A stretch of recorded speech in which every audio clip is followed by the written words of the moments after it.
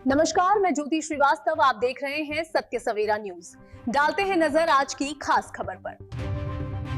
अब चुनाव 2027 का नजदीक है।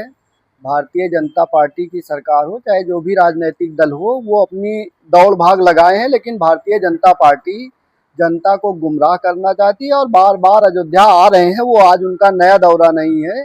और जो बात आप कह रहे हैं कि उन्होंने कहा राम को कांग्रेस काल्पनिक मानती है, तो वो गलत है, क्योंकि राम को हमने बेचने का काम नहीं किया, हमने राम के नाम पर सत्ता प्राप्त करने का काम नहीं किया, हमने राम के नाम पर, धर्म के नाम पर देश को तोड़ने का काम नहीं किया।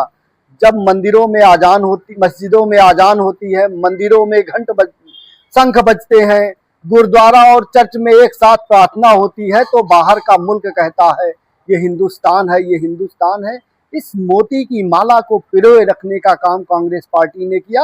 भारतीय जनता पार्टी ने इस माला को तोड़कर विखंड विखंड करके राजसत्ता पाने की प्राप्ति का जो मार्ग ढूंढा है, उनके सपने अब धीरे धीरे समाप्त होने वाले हैं। विकास का कोई रोड मैप नहीं है।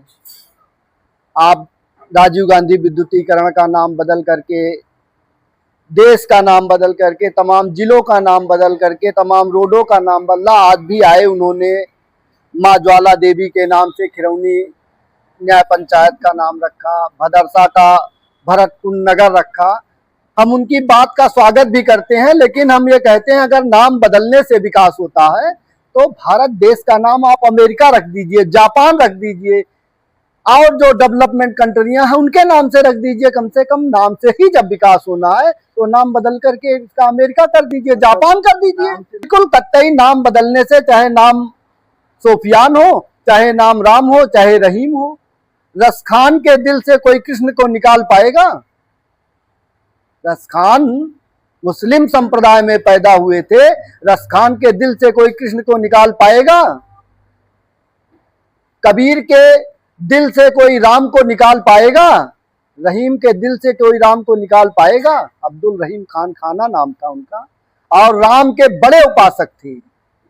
कवियों की ये धरती है, सनातन की ये महत्वपूर्ण भूमि है, इसको तोड़ने का काम भारतीय जनता पार्टी मंच के माध्यम से करती। क्योंकि चुनाव आ रहा है, उनके पास कोई मुद्दे नहीं, वो ये बता नहीं सकते कि हमने ये फैक्ट्री लगवाई, हमने ये स्कूल खुलवाए, हमने ये यूनिवर्सिटी खुलवाई, हमने डॉक्टर इंजीनियरिंग के कॉलेज खुलवाए, हमने वैज्ञानिक शोध संस्थान खुलवाए। कभी आप 14 साल में एक यूनिवर्सिटी बता दीजिए कि कोई खुली हो जिसमें लोग शिक्षक हो करके, कोई शिक्षक होगा, कोई इंजीनियर होगा, कोई डॉक्टर होगा।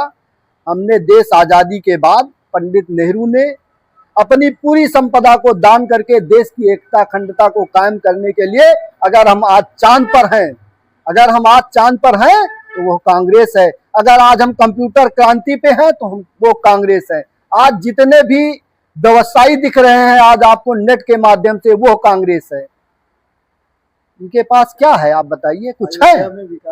अयोध्या में विकास की क्या गंगा बह रही है? आप अयोध्या के नाम पर पहले भी बहुत पैसा आया, सड़कों के हालात देख लीजिए। स्पेस टेक्नोलॉजी से बनी हुई सड़कें उद्घाटन के 2 महीने बाद ढह जाती हैं।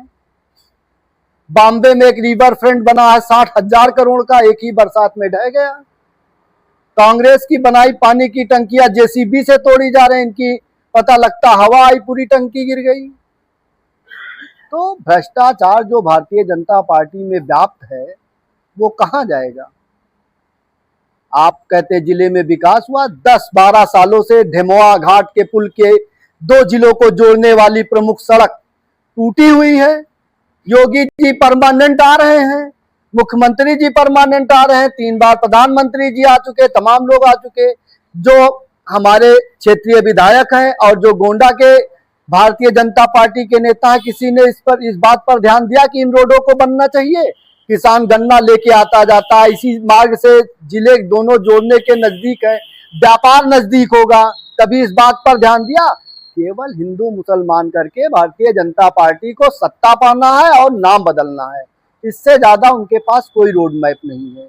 अयोध्या राम की नगरी है, राम का मंदिर बना, तो जब से युद्ध राम के लिए लड़ाई हो रही है तब से आप उठा के देख लीजिए कांग्रेस ने कितना।